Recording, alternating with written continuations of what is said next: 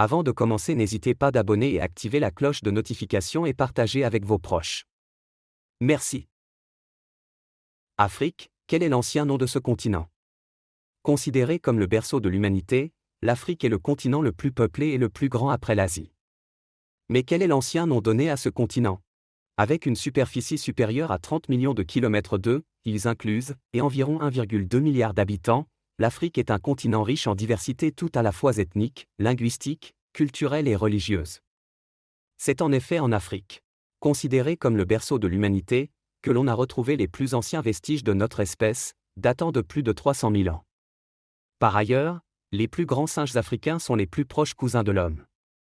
Comme l'avait développé Darwin, père de l'évolutionnisme, en 1871.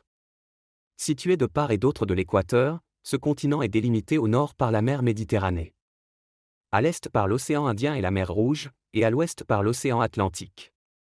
L'Afrique représente un peu plus de 20% des terres émergées et offre des richesses variées qui ont fait l'objet de multiples convoitises à travers les siècles. L'identité mystérieuse de l'Afrique. Le nom actuel Afrique serait lié au terme latin Africus, ventu, qui signifie vent pluvieux, caractéristique de Carthage et de sa région. En effet, à l'époque, les Romains employaient le mot Afrique pour désigner exclusivement la partie nord du continent. Selon d'autres observateurs, son nom aurait été influencé par la tribu des Banu Ifran, tribu amazigh, soit les peuples autochtones de l'Afrique du Nord. L'ancêtre de cette tribu est Ifri, et Ifri et Ifran font tous deux référence au nom d'une divinité vénérée par la communauté berbère. Les experts ne font pas tous consensus sur le sujet. Certains en effet affirment que le mot Afrique tire son nom de la tribu Afridi, qui vivait près de Carthage. D'autres encore pensent que le nom de ce continent serait inspiré du berbère Taferka qui signifie « terre ». L'ancien nom de l'Afrique.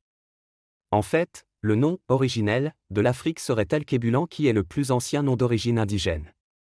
Ce mot signifie littéralement « le jardin d'Éden » ou « mer de l'humanité ». Cité par de nombreux auteurs.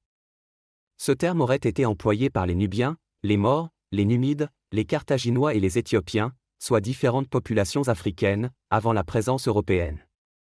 D'autres surnoms et expressions ont été utilisés au fil des siècles pour nommer ce vaste continent. Certains sont même encore employés aujourd'hui, à l'instar du continent noir, ou sombre, ou du pays de Ham, signifiant peau noire. Comme on le voit, les origines de l'appellation du continent africain sont potentiellement multiples, son nom a évolué au gré du temps et fait encore l'objet de nombreuses interrogations. Quel est le nom du pays le plus ancien de l'Afrique? À cette question, même les historiens ne sauraient répondre favorablement. Le hiatus est énorme dans la perspective où l'Afrique était un tout autrefois avant l'avènement des colons portugais. Même si dans les livres d'histoire, et dans la Bible, l'Égypte revient plusieurs fois, l'Éthiopie est également citée. En plus, s'il y a bien un autre qui est également reconnu par les historiens. C'est bien l'ancien empire du Mandingue, notamment le Mali actuel. Donc, historiquement nous retenons que les pays les plus anciens du continent africain sont ceux cités par les historiens. Le Mali, l'Égypte, l'Éthiopie. En Éthiopie par exemple, dans certaines églises, sont célébrées des traditions qui relatent l'histoire du royaume Saba. L'un des plus anciens royaumes du continent africain. Afrique du Sud, découverte d'un lac fossile qui regorge de trésors géologiques.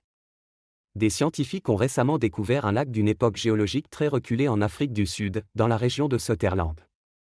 Vieux de 260 millions d'années, ce paléolac regorge de fossiles de plantes et d'arthropodes exceptionnellement bien préservés. C'est une découverte de grande envergure à la fois par sa taille et son importance qu'a faite une équipe internationale de chercheurs en Afrique du Sud. Issue de l'Institut de systématique, évolution, biodiversité de l'Albany Museum et de l'Université Rhodes en Afrique du Sud, ces scientifiques ont mis à jour les restes d'un paléolac, un lac d'une époque géologique ancienne, qui se situe dans la région de Sutherland, province de Cap-Nord. Elle-même au cœur du grand bassin sédimentaire du Karoo. Datant de l'âge permien, soit la fin de l'ère géologique du Paléozoïque, autour de 260 millions d'années. Il se situait à l'époque dans une région qui occupait alors des latitudes très basses et presque subpolaires. Un véritable trésor pour la recherche. Véritable mine d'or de fossiles de plantes et d'arthropodes très bien conservés, ce paléolac révèle une incroyable biodiversité végétale et animale jusqu'alors méconnue, voire inconnue dans cette partie du Gondwana. Un supercontinent unique de l'époque. En Afrique du Sud, les fossiles de vertébrés sont bien documentés pour cet intervalle de temps, mais les plantes et les insectes sont pratiquement inconnus, et sont rares au niveau mondial. Expliquent les scientifiques dans leur étude, avant d'ajouter, cette rareté des données a entravé les études sur l'évolution et la diversification de la vie. Et a empêché les reconstructions et analyses détaillées des écosystèmes de cette période critique de l'histoire de la Terre. Ces fossiles exceptionnellement bien conservés offrent ainsi une opportunité unique pour l'étude et la reconstruction d'un écosystème deltaïque du sud du Gondwana qui prospérait il y a 266 à 268 millions d'années.